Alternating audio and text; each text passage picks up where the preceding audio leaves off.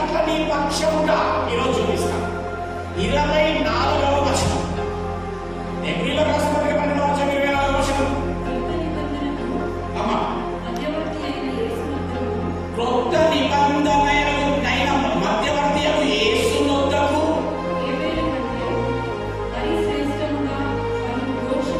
హేబేలు కంటే మరీ శ్రేష్టముగా పలుకు ప్రోక్షణ రక్తముల యొద్దకు మీరు వచ్చి ఉన్నారు. ఇక్కడ ఏముంది అంటే, హేబేలు కంటే మరీ శ్రేష్టముగా పలికే యేసు రక్తము యొద్దకు మీరు వచ్చిండ్రు. దేవునికి స్తోత్రం, హల్లెలూయా. ఇక్కడ ఏ రక్తం కనబడుతుంది? ఎవరి రక్తం కనబడుతుంది? హేబేలు రక్తము, యేసు రక్తము. మీరు ఏ రక్తం యొద్దకు వచ్చింది? ఇప్పుడు యేసు రక్తము యొద్దకు. అయితే ఈ రక్తం ఏం చేస్తుందట తెలుసా? పలుకుతుందట. పలుకడం అంటే మాట్లాడుతుంది. మీకు విషయం తెలుసా? రక్తము మాట్లాడుతుంది. హల్లెలూయా. ఎంతమంది తెలుసు రక్తం మాట్లాడుతుందని తెలుసా అంటే? హల్లెలూయా. రక్తము మాట్లాడుతుందంట. ఇక్కడ హేబేలు రక్తము మాట్లాడింది అని అర్థమవుతుంది. యేసు రక్తము మాట్లాడుతుందంట. అయితే ఇది హేబేలు రక్తము. అర్థం కావడానికి పెట్టించిన నేను ఇక్కడ. ఇది హేబేలు రక్తము, ఇది యేసు రక్తము. ఏ రక్తం ఎవరికి వచ్చారు మీరు? ఈ రెండు రక్తాలు ఏం చేసినాయి? మాట్లాడినాయి. అయితే ఈ హేబేలు రక్తం ఏదైతే మాట్లాడిందో, ఏం మాట్లాడిందో అంతకంటే శ్రేష్టముగా యేసు రక్తం మాట్లాడిందంట. దేవునికి స్తోత్రం, హల్లెలూయా. అసలు విషయం ఏంటంటే రక్తం మాట్లాడటం ఏంటంటే అసలు ఏమో వాక్యం చెప్తుంది. మీరు ఎక్కడికి వచ్చిందంటే హేబేలు కంటే మరి శ్రేష్టముగా పలికే యేసు రక్తము యొద్దకు మీరు వచ్చిండ్రు ఈరోజు. మరి ఇప్పుడు హేబేలు రక్తం ఏం మాట్లాడింది కావచ్చు, యేసు రక్తం ఏం మాట్లాడింది కావచ్చు. హేబేలు రక్తము మాట్లాడింది, యేసు రక్తము మాట్లాడింది. ఏమండి? హేబేలు రక్తం ఏం మాట్లాడిందో ఆది కాండంకి వెళ్ళి, ఎందుకంటే సార్ అక్కడ ఆది కాండం ఉంది కదా, హేబేలు కదా. ఆది కాండము 4వ అధ్యాయానికి వెళ్ళాలి. ఆది కాండము 4వ అధ్యాయం. ఆది కాండము 4వ అధ్యాయం. ఆది కాండము 4వ అధ్యాయం 10వ వచనం. అర్థం కాకపోతే ఒకసారి హల్లెలూయా చెప్తాం. హల్లెలూయా, హల్లెలూయా. ఎంత బాగా అర్థమైందండి మీకు? చాలా సంతోషం. అప్పుడు ఆయన హేబేలు ఏం కాబట్టి చెప్పండి ఒకసారి? చంపబడ్డాడు. ఎవరి ద్వారా చంపబడ్డాడు? కయీను ద్వారా చంపబడ్డాడు. కయీను ద్వారా చంపబడ్డాడు కదా. ఇప్పుడు ఒకసారి వాక్యం వచ్చింది.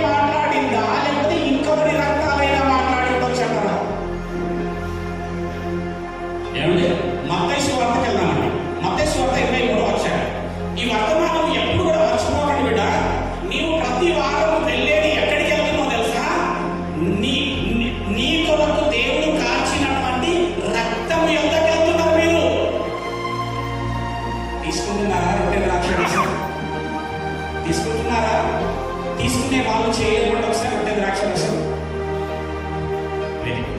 భయపడి తీసుకున్న వాళ్ళు చేయలేకుండా ఉంటే కొంతమంది భయపడి తీసుకోవడం ఏమండి 23వ అధ్యాయం 23వ అధ్యాయం 35వ వచనం చూద్దాం.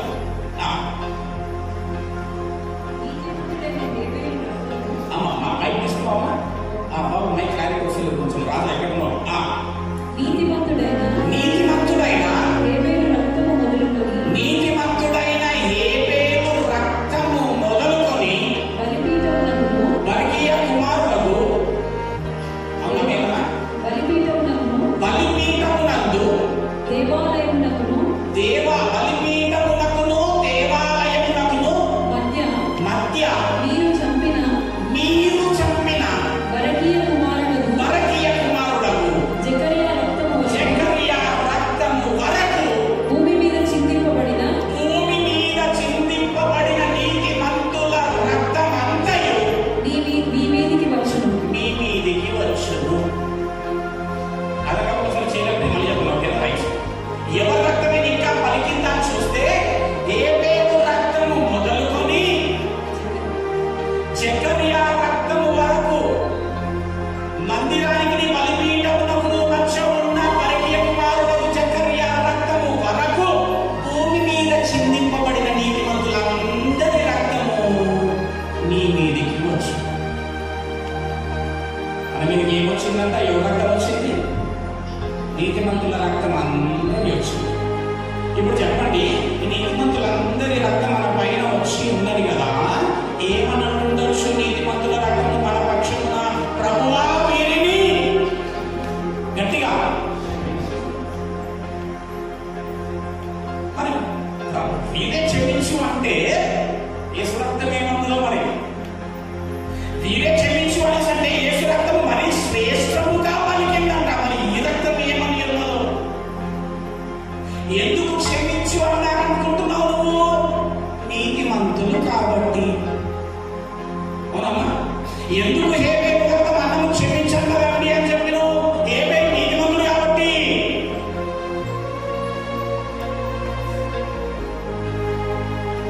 ఇది వాక్యం చూసి చెప్పిండ్రా మీ ఆలోచన బట్టి చెప్పిండ్రా? అమ్మా వాక్యం చూసి చెప్పిందా? వాక్యంలో ఉందా మీరు క్షమించు అన్నారు అన్నట్టుగా? ఏమన్నో చూపిస్తా.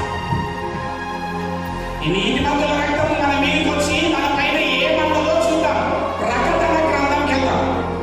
ప్రకటన గ్రంథము 6వ అధ్యాయం. అసలు ఈ జకరియా దగ్గర ఒక మాట చెప్తాను వినండి. ఎవరు ఈ జకరియా తెలుసా అండి? జకరియా ఎవరు?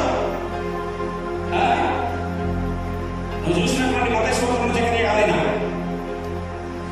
యెరూషలేములో దేవుని మందిరములో ఇశ్రాయేలీయులు పాపము చేస్తుండగా వారి పాపములను ఖండించినందున రాళ్లతో కొట్టి చంపబడినటువంటి బరకీయ కుమారుడు జకరియా.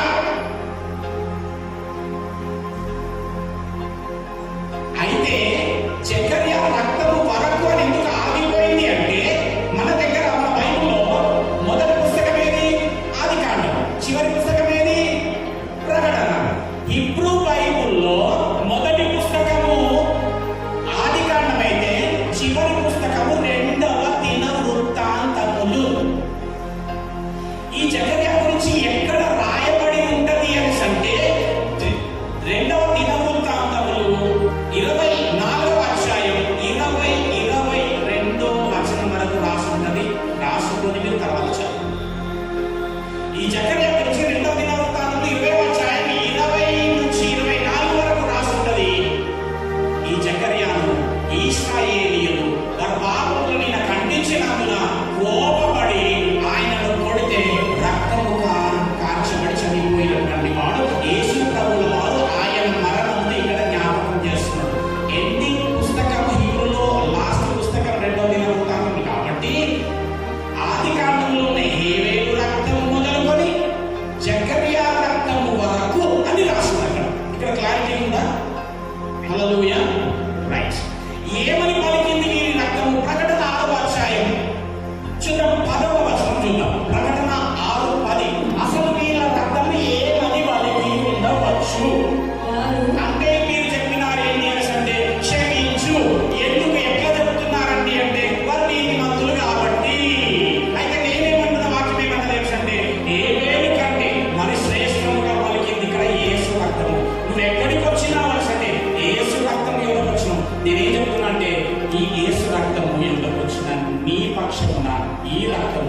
ఏం చేస్తుంది? వారు ఎవరు? నీతిమంతులు. వారు నీతిమంతుల కాచబడిన రక్తము సింహాసనం క్రింద నుండి ఏమంటున్నది? వారు నాదా సత్యస్వరూపి, ఓ సత్యస్వరూపి, పరిశుద్ధుడా, పరిశుద్ధుడా, ఎందాక తీర్పు ఎందాక తీర్పు తీర్చకుండా ఇంకా మాకు మా రక్తము నిమిత్తము భూనివాసులకు ప్రతిదండన చేయు.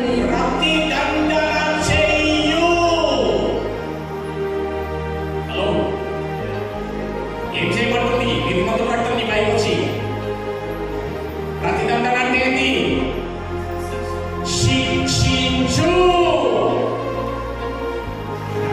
మనమేమనుకున్నాం? క్షమించువా. హల్లెలూయా. హేబేలు రక్తం, ఇప్పుడండి ఈ హేబేలు నుంచి జకరియా వరకు అసలు నీతిమంతుల రక్తం అంతా ఈ మన మీదకి వచ్చింది కదా. ఈ మన మీదకి వచ్చిన రక్తం ఇప్పుడు మనల్ని ఏమంటున్నారు? మన పైకి వచ్చి ఏమని వాగ్దానం చేస్తుంది?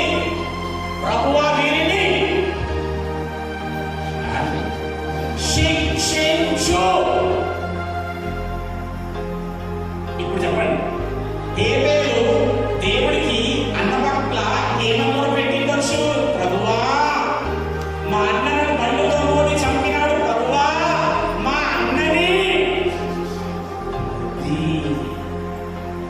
అందుకే దేవుడు శపించినాడు, కయ్యిను దేశం మరొకతో పో అని అందరికి అర్థమవుతుందా? ఇప్పుడు వీరి రక్తం అంతా మన పైకి వచ్చి మనల్ని ఏమంటుంది? ఎందాక ప్రభువా, ఎన్ని మీటింగ్లకు వెళ్ళినాడు ప్రభువా, ఎన్ని వాక్యాలు విన్నది ప్రభువా, బాప్తిజం కూడా తీసుకుని ఎంత మోసపూరితమైన జీవితం. వీరి కొరక ప్రభువా, వీరి కొరకు ఇంకా తీర్పు తీర్చకుందువా? తీర్పు తీర్చు, వీరిని శిక్షించు. గమనిస్తున్నాం. హల్లెలూయా. ఏమండి? మరి శిక్షించు అని అంటే ఏం జరుగుతుందో తెలుసా? ఒక ధనవంతుడి దగ్గరికి దేవుడు వెళ్ళినాడంట. వెళ్ళి అన్నాడంట, ఓరి వెర్రివాడా, ఈ రాత్రే నీ ప్రాణము ఏముందో చూద్దాం. లూకా సువార్త 12వ అధ్యాయం. జాగ్రత్త, నీ యొక్క జీవితం బిడ్డ, నీ నడవడిక జాగ్రత్త, నీ ప్రవర్తన జాగ్రత్త. ఆ యొక్క నీతిమంతుల రక్తం అంతా వచ్చి నీ పైన ఏం చేస్తుందో, ఏం వాగ్దానం చేస్తుందో తెలుసా? ప్రభువా, వీరిని శిక్షించు. 12వ అధ్యాయం 20వ వచనం లూకా. ఎవరో తెలుసా? ఆయన ధనవంతుడు. ఆ ధనవంతుడు అనుకున్నాడంట, ఏమనుకున్నాడంట? నా ధాన్యం, అవునా, నా కొట్లు, నేను, నాది. కొందరంట రథములను బట్టి, గుర్రములను బట్టి అక్షయపడతారంటే వారి బలము బలగము వారి కలిగిన దాన్ని బట్టి. అట్లాంటి వాడు వీడు. ఇక దేవుడు లేడు అన్నప్పుడు దేవుడు అక్కడ వీళ్ళ ఒక మాట అంటున్నాడు. చూడమ్మా 20వ వచనం. అయితే దేవుడు అంటున్నాడు, ఏమన్నాడు? మన వెర్రోళ్ళు ఎవరన్నమాట? అమ్మా, ఎవరెవరైతే నేను, నాకు తెలుసు, నాకు చెప్పొద్దు, నా ఇష్టం అని ఎవరెవరైతే అన్ని స్వభావంతో జీవిస్తారో వారు వెర్రివారు. హల్లెలూయా. ఓ వెర్రివాడా, ఈ రాత్రి ఈ రాత్రి ఎవరు వెర్రివాడా? నాది, నేను అనేక సంవత్సరాల వరకు నేను సంపాదించి పెట్టిన తాగు తిను తిరుగు అంటున్నావు. అక్కడ నీ ప్రాణం అడుగుతున్నారు, లేపేయాలన్నా ఏం చెప్పంటున్నాడు ఆయన? హల్లెలూయా. అంటే ఇప్పుడు ఈ నీతిమంతుల రక్తము, ప్రభువా ఎన్ని మాట చెప్పినా వినడం లేదు, ప్రభువా వీడు అంటే ఏమవుతుంది అన్నమాట? లేపేసేది నీకు లేదు. దేవునికి స్తోత్రం. హల్లెలూయా. అందరికి అర్థమవుతుంది అనుకుంటా. ఆ వాగ్మూలాన్ని బట్టి ప్రభువు వచ్చి అడుగుతాడు, నాయన వెళ్ళడా, నా ఇష్టము, నాది, నేను వరకు వినాలి, నీ ఇష్టానుసారమైన జీవితం జీవిస్తున్నావు.